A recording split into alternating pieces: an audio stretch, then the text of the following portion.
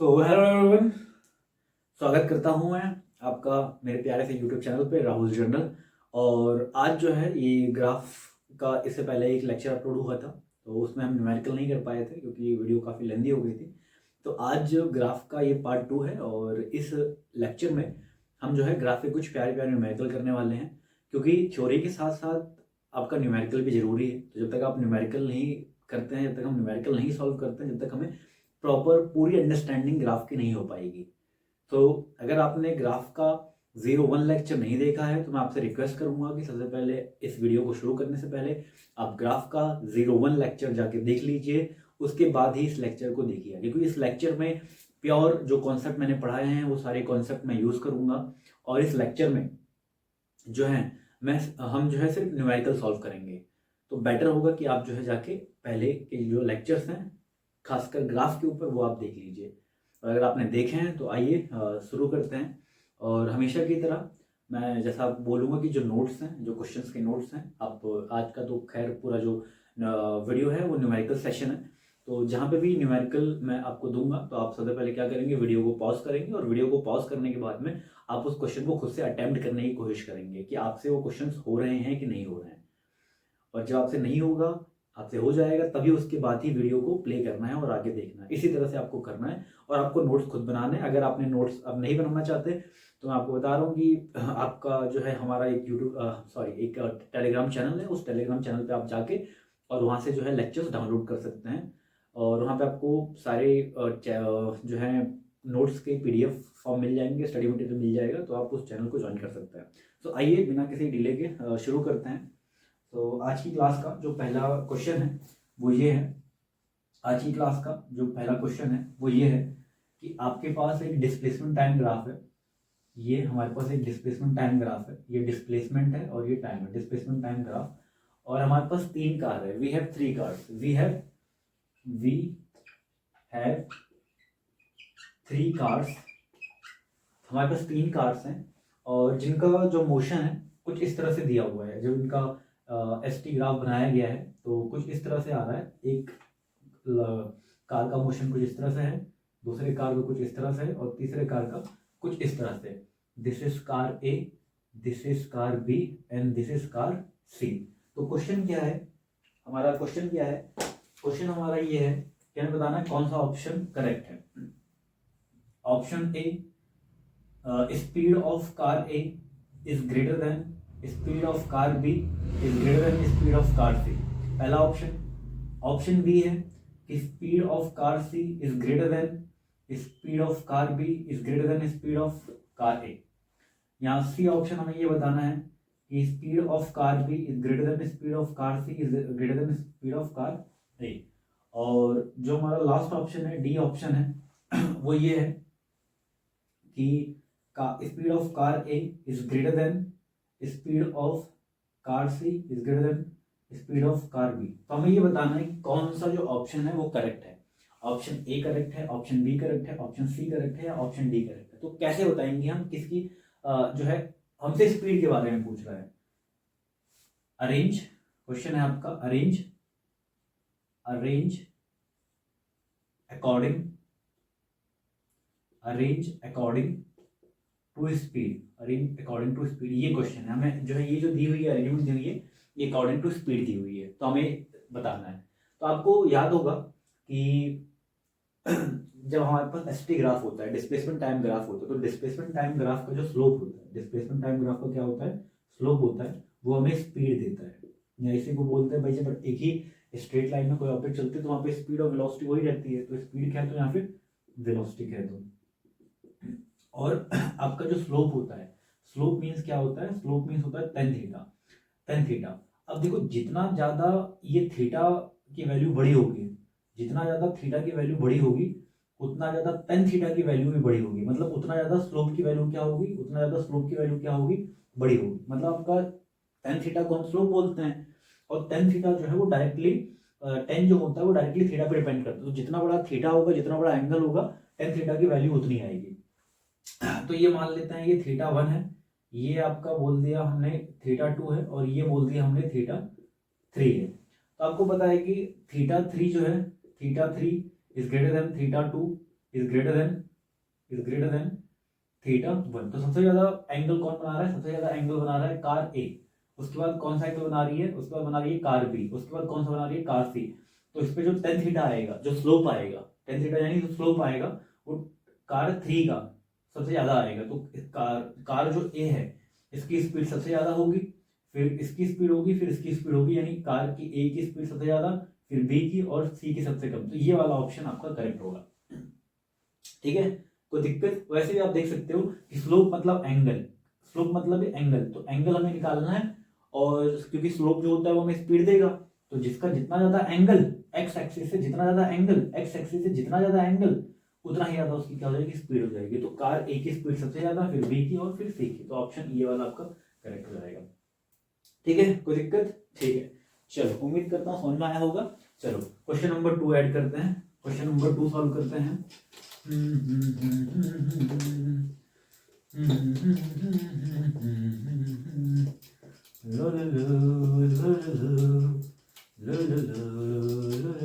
चलो question number 2 करते हैं। ठीक है, क्वेश्चन नंबर 2 आज की क्लास का क्वेश्चन नंबर 2 आपके सामने पेश है।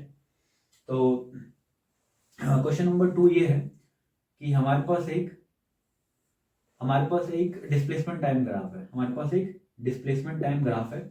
और जो ग्राफ है कुछ इस तरह से दिया हुआ है, ग्राफ जो है कुछ इस तरह से दिया हुआ है। ठीक है, ग्राफ जो है कुछ इस तरह से दिया हुआ है। इसको हमने बोल दिया ए है, इसको बोल दिया बी और इसको बोल दिया सी।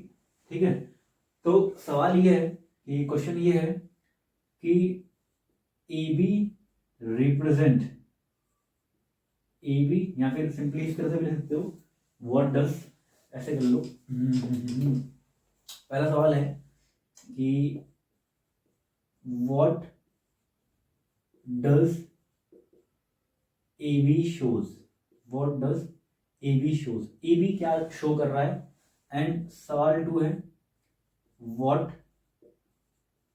Does B C shows, B C क्या रिप्रेजेंट कर रहा है और ए बी क्या रिप्रेजेंट कर रहा है। तो आपको मैंने ग्राफ के लेक्चर बताए हैं, ग्राफ के लेक्चर में हमने देखा था एसटी ग्राफ पे यूनिफॉर्म मोशन कैसे रिप्रेजेंट करते हैं, नॉन यूनिफॉर्म मोशन कैसे रिप्रेजेंट करते हैं, रेस्ट को कैसे डिफाइन करते हैं, किस तरह से रिप्रेजेंट करते हैं, ये सारी चीजें हमने देखी है। तो ए भी देखो, जब टाइम की वैल्यू बढ़ रही है, टाइम की वैल्यू बढ़ रही है, लेकिन डिस्प्लेसमेंट जो भी है वो फिक्स है, डिस्प्लेसमेंट ऑब्जेक्ट क्या है? फिक्स है। तो पहला क्या है, जो ए बी है, ए बी किसको रिप्रेजेंट कर रहा है? A B shows that AB shows that object is at rest। AB किसको रिप्रेजेंट कर रहा है? AB रिप्रेजेंट कर रहा है कि जो ऑब्जेक्ट है, AB क्या कर रहा है? AB की जो AB रिप्रेजेंट कर रहा है कि ऑब्जेक्ट जो है वो रेस्ट पे है। ठीक है, चलो इसका पार्ट 2 क्या रिप्रेजेंट कर रहा है? BC क्या रिप्रेजेंट कर रहा है? देखो BC रिप्रेजेंट कर रहा है, ये जो है डिस्प्लेसमेंट है। पहले यहाँ पे मान लो कोई डिस्प्लेसमेंट 10 मीटर है, जैसे जैसे टाइम की वैल्यू आगे बढ़ रही है, जैसे जैसे टाइम की वैल्यू आगे बढ़ रही है, वैसे वैसे क्या हो रहा है? जो आपका डिस्प्लेसमेंट है वो कम हो रहा है। और यहाँ पे मान लो कुछ टाइम की वैल्यू रही होगी, यहाँ पे टाइम की कुछ वैल्यू रही होगी मान लो, और यहाँ पे जब टाइम की वैल्यू आगे बढ़ी, देखो यहाँ पे डिस्प्लेसमेंट कुछ है मान लो 10 मीटर 15 मीटर, लेकिन जैसे जैसे टाइम की वैल्यू आगे बढ़ रही है, जैसे जैसे टाइम की वैल्यू आगे बढ़ रही है, वैसे वैसे डिस्प्लेसमेंट क्या हो गया? 0 हो गया। वैसे वैसे डिस्प्लेसमेंट क्या हो गया? 0 हो गया। तो यहाँ पे आप किसी भी ऑब्जेक्ट, किसी भी लाइन का स्लोप निकालोगे, स्लोप मतलब होता है एक्स एक्सिस से एंगल। तो यहाँ पे आप देखो पैरेलल लाइन ड्रॉ करते जाओ, पैरेलल लाइन ड्रॉ करते जाओ, पैरेलल लाइन ड्रॉ करते जाओ, पैरेलल लाइन ड्रॉ करते जाओ, तो ये सारे एंगल आपको क्या मिलेंगे? ये सारे एंगल आपको कांस्टेंट नहीं मिलेंगे, सारे एंगल सेम होंगे कि नहीं होंगे? क्योंकि सारे कॉरस्पॉन्डिंग एंगल होंगे। तो ए बी क्या है? ए बी हमें 2 बातें शो करता है, सॉरी जो BC है, BC shows that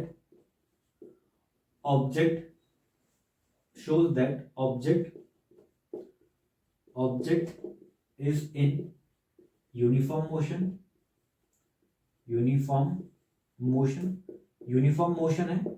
और ये जो आपका स्पीड होगा, स्पीड आपका नेगेटिव में होगा भाई। इसका जो स्लोप आएगा, इसका जो भी आपका स्लोप आएगा भाई, स्लोप निकालोगे तो स्लोप से क्या मिलता है? स्लोप से मिलता है आपको स्पीड, वेलोसिटी। लेकिन ये जो आपका जो स्लोप आएगा या जो आपकी जो स्पीड आएगी वो नेगेटिव में आएगी। क्या आएगी? नेगेटिव में आएगी।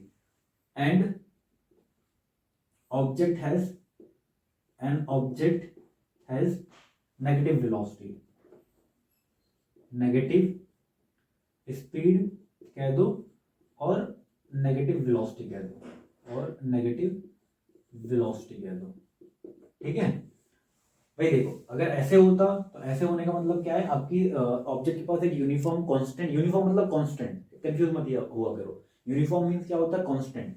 तो यहाँ पे भी आपका अगर ऐसे लाइन होती तो आपका यूनिफॉर्म स्पीड होती है, यानी कांस्टेंट स्पीड होता। और यहाँ पे भी आपका कांस्टेंट स्पीड है, यहाँ पे भी आपका क्या है, कांस्टेंट स्पीड है, लेकिन डायरेक्शन अलग है, डायरेक्शन अलग है। पहले मान लो अगर ऐसे होती, अगर ये ऐसे होता तो ऑब्जेक्ट आपका जो है इस डायरेक्शन में चल रहा है कांस्टेंट स्पीड से, कांस्टेंट स्पीड से। लेकिन ये जो लाइन शो कर रहा है, ये इस शो कर रहा है कि अभी भी ऑब्जेक्ट की स्पीड कांस्टेंट है, लेकिन वो इस डायरेक्शन में जा रही है।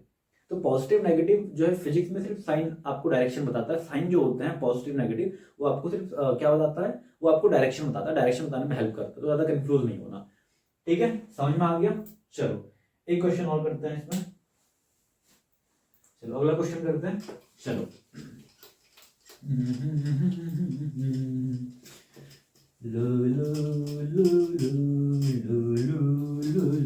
चलो अगला क्वेश्चन करते हैं इसमें। अगला क्वेश्चन है आपकी स्क्रीन पे क्वेश्चन नंबर 3 लेके हम पेश हो रहे हैं। क्वेश्चन नंबर 3 क्या है, क्वेश्चन नंबर 3 ये है कि यह है आपका वेलोसिटी टाइम ग्राफ। क्या है आपका, वेलोसिटी टाइम ग्राफ, और ये कुछ इस तरह से दिया हुआ है,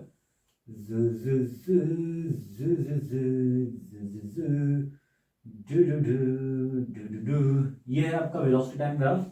और यहाँ पे आपको कुछ वैल्यूज दे रखी हैं।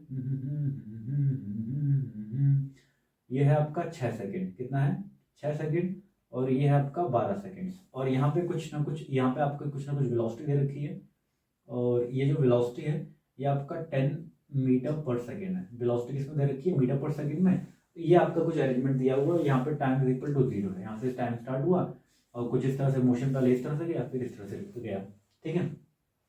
तो चलो इसमें सवाल ये है कि find the displacement, find the displacement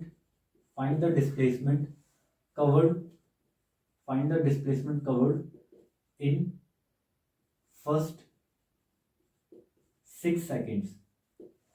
तो हमें डिस्प्लेसमेंट बताना है, हमें क्या बताना है, डिस्प्लेसमेंट बताना है कि पहले जो है 6 सेकंड में ऑब्जेक्ट कितना डिस्प्लेसमेंट कवर कर रहा है, हमें ये बताना है, ठीक है।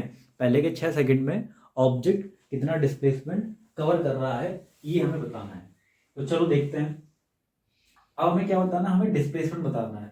तो डिस्प्लेसमेंट के लिए आपको याद होगा कि डिस्प्लेसमेंट जब भी हमें निकालना होता है वीटी ग्राफ का, तो हम क्या निकालते हैं, हम एरिया निकालते हैं। तो क्या निकालेंगे, एरिया निकालेंगे। तो एरिया ऑफ, या area under graph, area under graph is equal to displacement, तो हमें कहां से एरिया कहां से निकालना पड़ेगा, कहां तक का निकालना पड़ेगा, 6 सेकंड, यानी आपका फर्स्ट 6 सेकंड, यानी 0 से लेके 6 सेकंड। तो ये आपका 0 सेकंड है, यहाँ पे तो ओरिजिन है तो कोई मतलब नहीं है। यहाँ से 6 सेकंड पे आप गए और यहाँ से आपने क्या गिरा दिया, परपेंडिकुलर गिरा दिया। क्या गिरा दिया, परपेंडिकुलर। ये तो सिखाया था, यहाँ पे परपेंडिकुलर गिराने का कोई मतलब नहीं है क्योंकि ओरिजिन है। ये आपका इनिशियल है, ये आपका फाइनल है। 6 सेकंड तक स्टडी करना तो 6 सेकंड पे गए और इस पॉइंट से हमने क्या कर दिया, परपेंडिकुलर गिरा दिया। अब जो भी इसका एरिया आएगा वही आपका क्या हो जाएगा, डिस्प्लेसमेंट हो जाएगा। तो एरिया आपका क्या हो जाएगा, एरिया हो जाएगा हाफ बेस इंटू हाइट, तो ये आपका हो जाएगा हाफ, बेस कितना हो जाएगा 0 से लेके 6, तो बेस कितना हो जाएगा 6 इंटू हाइट कितनी हो जाएगी, ये हाइट होगी कि नहीं होगी बाबा, हाइट निकालने के लिए यहाँ पे जाना पड़ेगा कि नहीं, ये तो हाइट है, तो हाइट ये कितनी है, हाइट है 10, तो ये कैंसिल हो जाएगा, हमारा कितना आ जाएगा 5, ये हमारा कितना आ जाएगा 30 मीटर, यानी डिस्प्लेसमेंट कितना आ जाएगा, डिस्प्लेसमेंट आ जाएगा 30 मीटर। अगर आपसे ये पूछे कि अगर आपसे सवाल ये पूछ ले कि डिस्प्लेसमेंट कवर्ड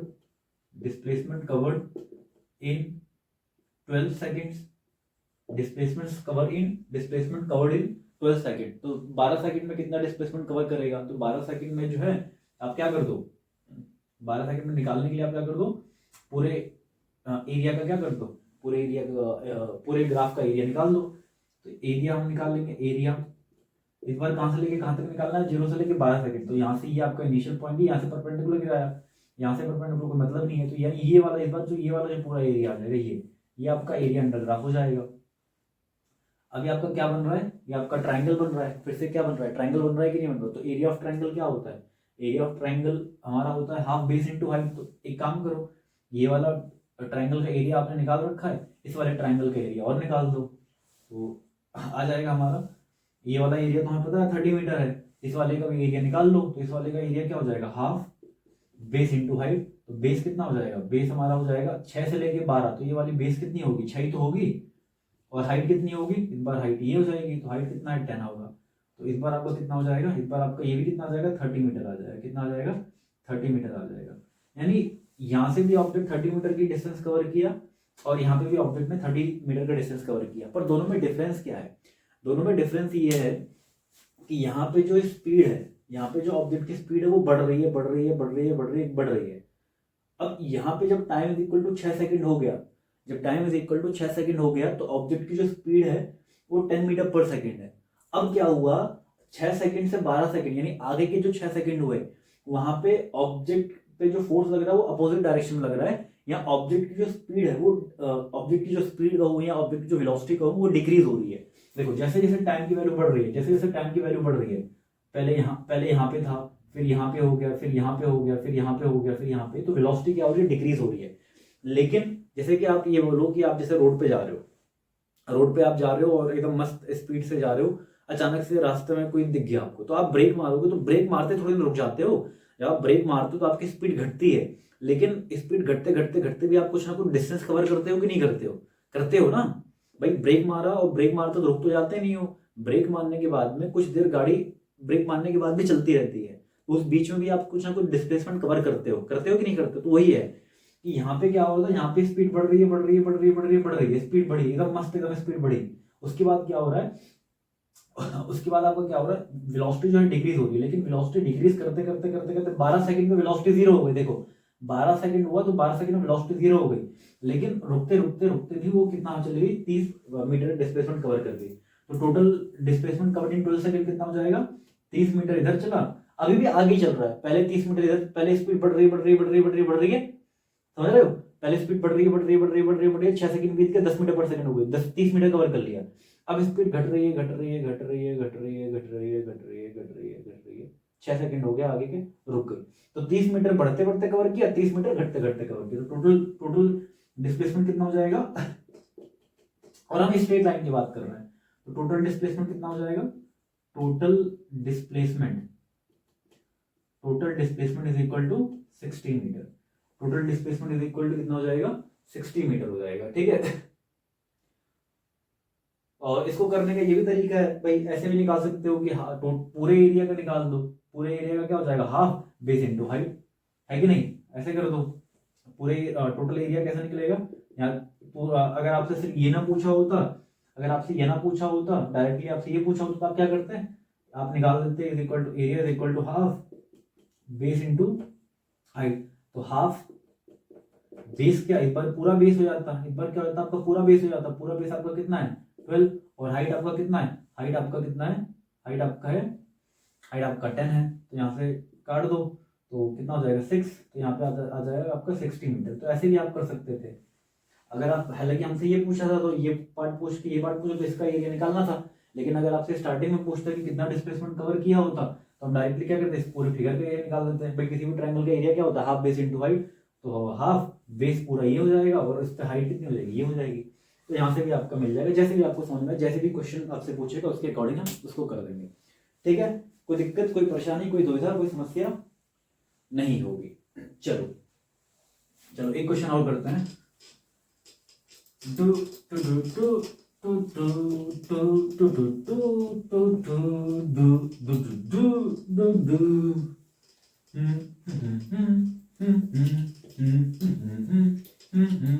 अगला क्वेश्चन करते हैं। क्वेश्चन नंबर 4 आपकी स्क्रीन पे ये रहा, इसको पॉज करें और पॉज करने के बाद में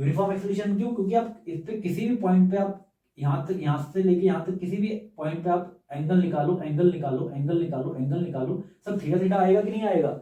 यानी यहां से लेके ऑब्जेक्ट जो है 0 से लेके 10 सेकेंड्स के बीच में ऑब्जेक्ट का जो एक्सेलरेशन है वो कांस्टेंट है।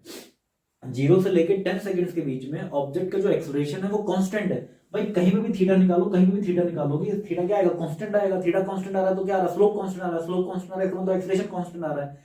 यानी ऑब्जेक्ट हैज कांस्टेंट और object has uniform acceleration during first 10 seconds.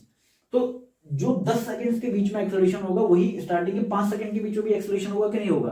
तो हम एक काम करते हैं, हम एक्सेलरेशन निकाल लेते हैं 0 से लेके 10 सेकेंड्स के बीच में। समझ में आ रहा है? हम 0 से लेके 10 सेकेंड्स के बीच में निकाल लेते हैं एक्सेलरेशन क्या है। तो एक्सेलरेशन हमें पता है, स्लोप क्या होता है? Slope is equal to tan theta, और tan थीटा हमें क्या देता है? एक्सेलरेशन देता है। यानी इसका जो स्लोप देता है हमें क्या देता है? एक्सेलरेशन देता है। तो यहाँ पे आपने परपेंडिकुलर गिरा दिया, यहाँ पे एक परपेंडिकुलर गिरा दिया। अब इसका tan theta means perpendicular, perpendicular की वैल्यू कितनी हो जाएगी? इस परपेंडिकुलर की वैल्यू कितनी हो जाएगी? 10। तो यहाँ पे लिख दिया 10। अपॉन में बेस की वैल्यू कितनी हो जाएगी? 0 से लेकर 10। तो ये आपका कितना आ जाएगा? 10। तो वैल्यू कितनी आ गई? 1 आ गई। 1 मीटर पर सेकेंड स्क्वायर। तो देखो object has uniform acceleration, object has uniform acceleration in first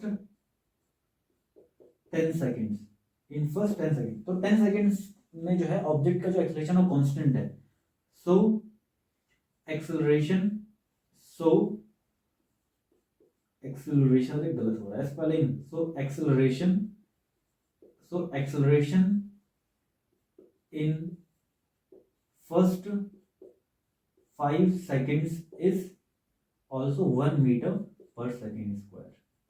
उम्मीद करता हूं आपको समझ में आया होगा। भाई काहे टेंशन लेनी, 5 निकालना, ना वेलोसिटी पता है ना 5 पे टाइम पता है, सिर्फ 10 तक निकालो। दिख रहा है कि एंगल पूरा सेम आ रहा है, थीटा सेम आ रहा है, स्लोप सेम आ रही है, तो जो फर्स्ट 10 सेकंड के बीच में होगा वही आपका स्टार्टिंग के 5 सेकंड में भी होगा, वही आ जाएगा। ठीक है चलो सुनो मेरे वीरो आज मेरी कहानी।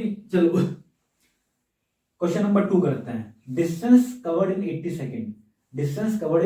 सेकेंड। तो आपको पता है कि डिस्टेंस निकालने के लिए वेलोसिटी टाइम ग्राफ का अगर आप डिस्टेंस निकालना चाहते हो, क्या निकालना चाहते हो? डिस्टेंस निकालना चाहते हो। तो डिस्टेंस निकालने के लिए एरिया निकालना पड़ेगा।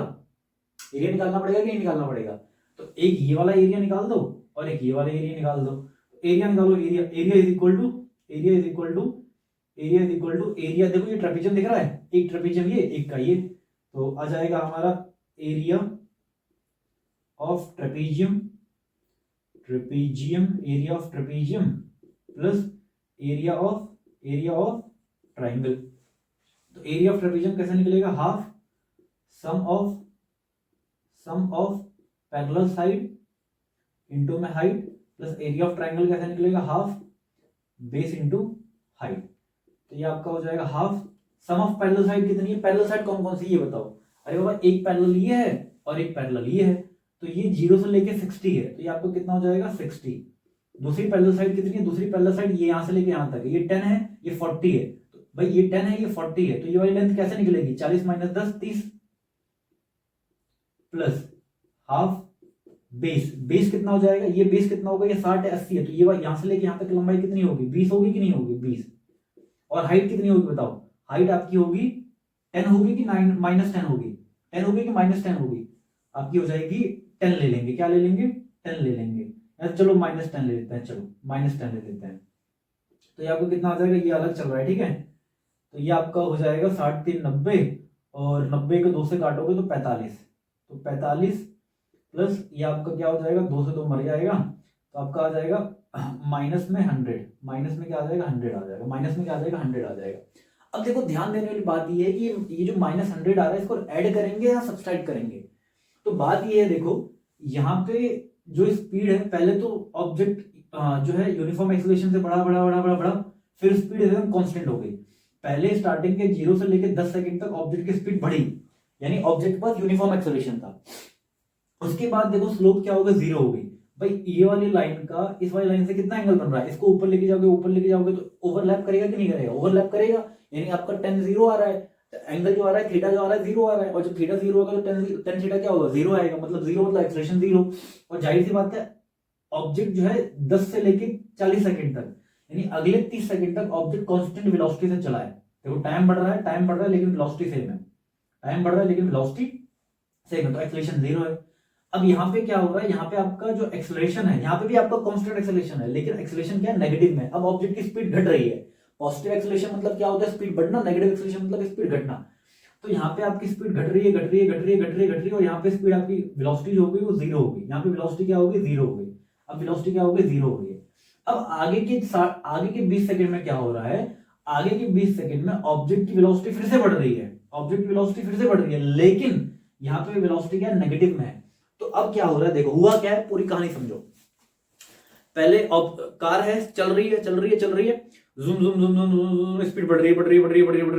अब पहले जूम स्पीड बढ़ी, अब उसके बाद क्या हो रहा है, अब कांस्टेंट हो गई, अब धीरे धीरे उसी स्पीड से चल रही है।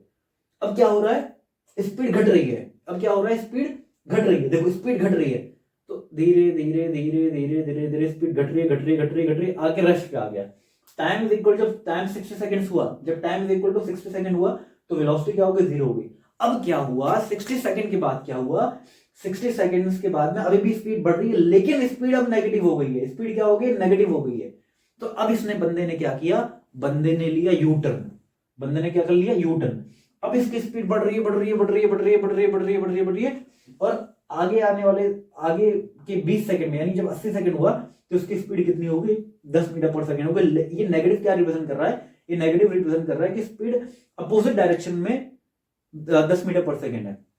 ये रिप्रेजेंट कर रहा है जो स्पीड है, स्पीड इस डायरेक्शन में, इसको अगर पॉजिटिव ले तो स्पीड इधर बढ़ रही है, ये रिप्रेजेंट कर रहा है स्पीड इधर बढ़ रही है। समझ में आ रहा है। तो जब हम डिस्टेंस निकाल रहे हैं, क्या निकालेंगे, डिस्टेंस निकालेंगे, तो डिस्टेंस में हम सारी चीजें जोड़ते हैं, चाहे ऑब्जेक्ट इधर जाए या इधर जाए, हम टोटल मूवमेंट हम डिस्टेंस जब निकालते हैं तो डिस्टेंस निकालने में टोटल मूवमेंट निकालते हैं। तो टोटल मूवमेंट कितना हो जाएगा, टोटल मूवमेंट निकालने के लिए इसको माइनस नहीं करेंगे, इसको हम ऐड करेंगे, तो आपका कितना हो जाएगा, 145 मीटर आ जाएगा। ठीक है। और तीसरे की बात करें, तीसरे की तो तीसरे की अगर हम बात करें, क्या करेंगे, अगर हम तीसरे की बात करें तो तीसरे में हमें क्या निकालना है, तीसरे में हमें ये निकालना है कि टोटल डिस्प्लेसमेंट कितना हुआ, तो डिस्प्लेसमेंट के लिए देखो हुआ क्या कि 45 मीटर ऐसे गया, 45 मीटर ऐसे चला गया, उसके बाद में 100 मीटर इधर चला गया। समझ में आ रहा है। यहां से आपने स्टार्ट किया, पहले आप 45 मीटर, ये आपका ओरिजिन है, यहां से आपने 45 मीटर इधर स्टार्ट किया, उसके बाद में आप 100 मीटर इधर चलेगा, तो 45 इधर हो गया, और इधर बचा कितना होगा, इधर होगा आपने 55 मीटर चला। तो ओरिजिन ये, इनिशियल पोजीशन ये थी, फाइनल पोजीशन ये थी, तो आप कितना चले, 55 मीटर तो चले। तो डिस्प्लेसमेंट आपको कितना हो जाएगा, डिस्प्लेसमेंट आपका हो जाएगा 45 minus 100 which is equal to -55।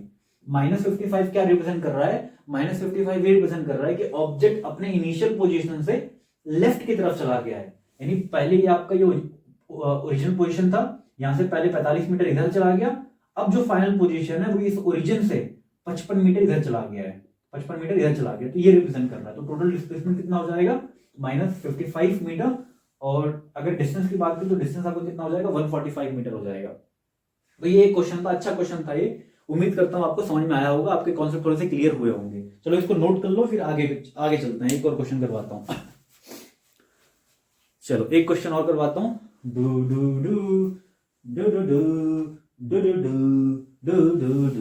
चलो इरेज कर रहा हूं, ठीक है।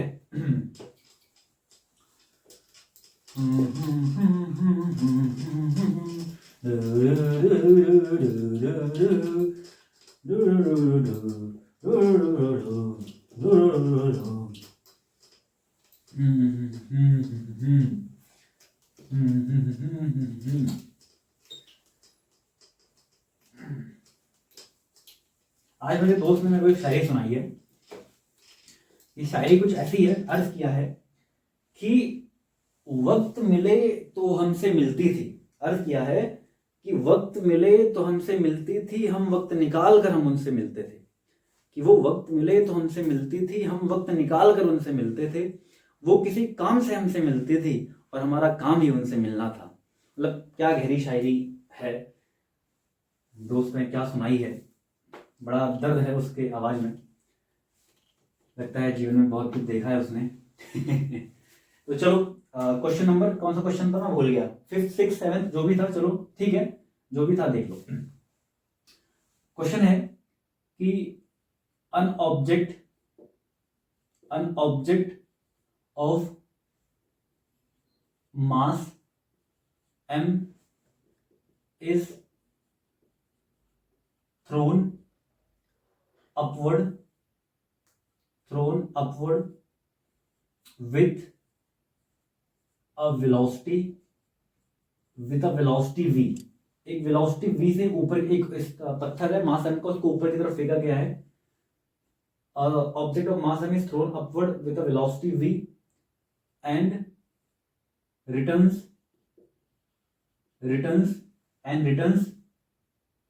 after achieving आफ्टर की स्पेलिंग ग्रोथ हो गई ना, AFTER, after achieving maximum height, plot a velocity time graph for given motion। तो ये जो मोशन हो रहा है इसका हमें क्या निकालना है, इसका हमें जो है एक वीटी ग्राफ प्लॉट करना है। तो यहाँ पे मैं बना देता हूँ वेलोसिटी टाइम ग्राफ। ये वेलोसिटी टाइम ग्राफ है। ये हुआ क्या, एक ऑब्जेक्ट है मास m का, उसको हमने किसी v वेलोसिटी से फेंका। हमने क्या किया, एक ऑब्जेक्ट है उसको हमने क्या किया, v वेलोसिटी से फेंका, वो मैक्सिमम हाइट पे गया। ऐसे तो होता है, अरे बाबा ये ऑब्जेक्ट है मास m का, इसको फेंका, ये फेंका किसी v वेलोसिटी से, मैक्सिमम हाइट पे पहुंचा, अब वो वापस नीचे गिर रहा है। वही पूछ रहा है कि an object of mass m is thrown upward with a velocity v and returns after achieving maximum height achieve करके वापस पहुंचा, अपनी जगह पे चला जाता है। तो इसको हमें क्या करना है, रिप्रेजेंट करना है। तो देखो हमने किस वेलोसिटी से फेंका है, जब एक ध्यान रखो, जब हम ऑब्जेक्ट को ऊपर की तरफ फेंकेंगे तो देखो धीरे धीरे क्या हो रहा है, एक पॉइंट पे आके रुक जा रहा है। भाई जब इसको ऐसे फेंका तो एक पॉइंट पे आके गिर गया मारकर भाई। तो जब हमने किसी वेलोसिटी से फेंका है तो एक पॉइंट पे जाके जो वेलोसिटी है वो रुक जा रहा है, जीरो हो जा रही है। तो इसका मतलब क्या हो रहा है, वेलोसिटी क्या हो रही है, डिक्रीज हो रही है। और आपको पता है कि जो आपका जो ग्रेविटेशन फोर्स है वो यूनिफॉर्म एक्सेलरेशन लगाता है किसी भी ऑब्जेक्ट के ऊपर। जी की वैल्यू होती है gm/r²। तो है क्या कि सबसे पहले ये वेलोसिटी मान लो आपने v वेलोसिटी से फेंकी है और कुछ टाइम t में आपकी वेलोसिटी क्या हो गई, जीरो हो गई। भाई किसी v वेलोसिटी से फेंका जब time is equal to zero था, तो उसका ऑब्जेक्ट को कुछ वेलोसिटी थी। लेकिन जैसे जैसे टाइम की वैल्यू बढ़ी, जैसे जैसे टाइम की वैल्यू आपकी बढ़ती जा रही है, वैसे वैसे ऑब्जेक्ट की वेलोसिटी कितनी हो गई, जीरो हो गई।